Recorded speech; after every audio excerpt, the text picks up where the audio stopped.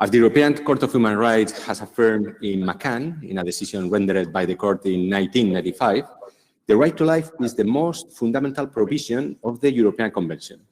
It must be strictly construed, since if one could be arbitrarily deprived of the right to life, all other rights would become illusory.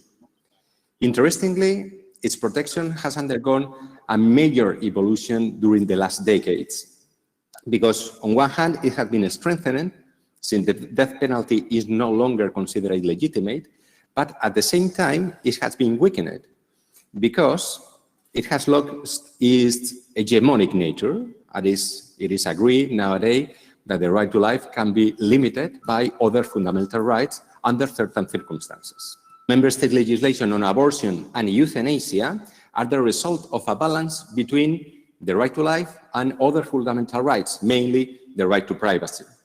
Although this regulation may differ from one state from another, there is something in common. Many of them recognizes conscientious objection to abortion and to euthanasia. The protection that member states provide to life vary, and is this directly connected with the concept of life and human dignity that is assumed by each one.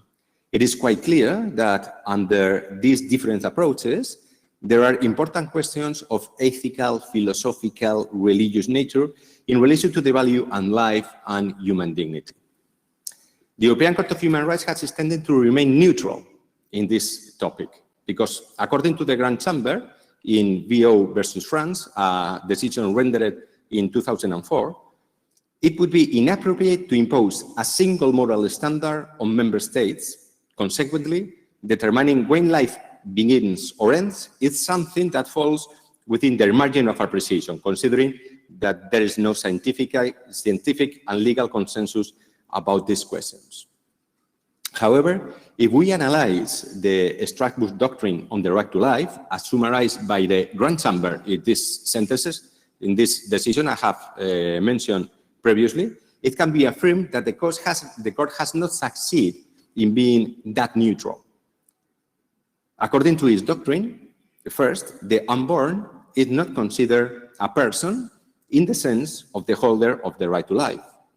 But the court says is otherwise accepted, it would be implicitly limited by the rights and interests of the mother. And secondly, the court has just not excluded that the right to life can be extended to the unborn, given that his or her right may be limited by the exercise of certain fundamental rights of others.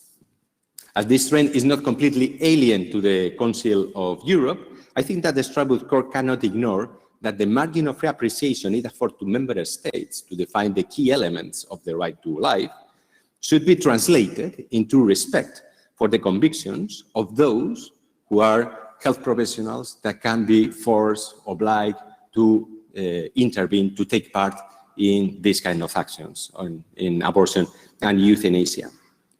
The legislation of the basic legal concepts embedded in Article 2 can also has an impact on conscientious objection in these life-related situations.